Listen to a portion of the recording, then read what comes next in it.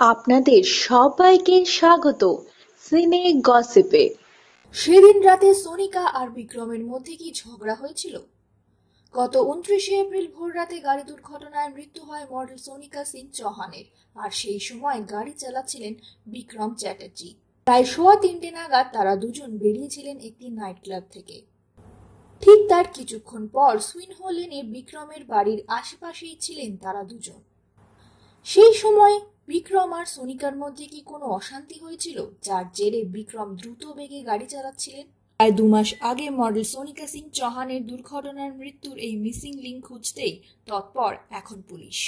Night club থেকে বেরোনো আর দুর্ঘটনা ঘটার মধ্যখানে সময় বিক্রম চট্টোপাধ্যায় আর সোনিকা কোথায় ছিলেন তাই জানতেই বারবার জেরার মুখে পড়তে হচ্ছে অভিনেতা বিক্রম চট্টোপাধ্যায়কে।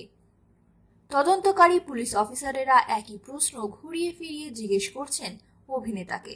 শোনা যাচ্ছে বিক্রমের থেকে জবাব আদায় করবার জন্য পুলিশ কর্তারা তাকে নিয়ে যেতে পারেন সুইনহো লেনের আশেপাশে কোথাও।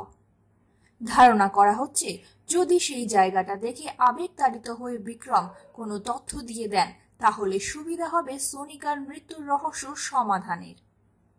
একটি জনপ্রিয় সংবাদ মাধ্যমে প্রকাশিত খবর অনুযায়ী তদন্তকারী এক অফিসারের বক্তব্য, বিক্রম ওই রাতে যথেষ্ট মদ খেয়েছিলেন বলে আমাদের হাতে ইতিমধ্যেই প্রমাণ এসেছে। এখন দেখছি গাড়ির মধ্যে সোনিকার সঙ্গে তার কোনো রকম মন কষাকষি হয়েছিল কিনা। কোনো কারণে বাড়তি উত্তেজনায় বিক্রম আরো জোরে গাড়ি চালিয়ে দুর্ঘটনা ঘটান কিনা বোঝার চেষ্টা করছি।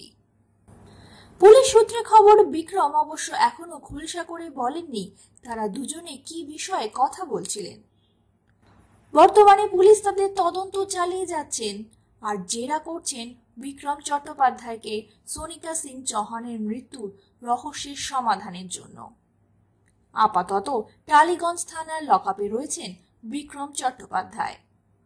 এই তদন্তের মোড় কোন দিকে এগোয় এই সংক্রান্ত খবর খুব শীঘ্রই আমরা নিয়ে আসবো আপনাদের কাছে। তার জন্য কিন্তু বন্ধুরা আপনাদের জুড়ে থাকতেই হবে আমাদের সঙ্গে।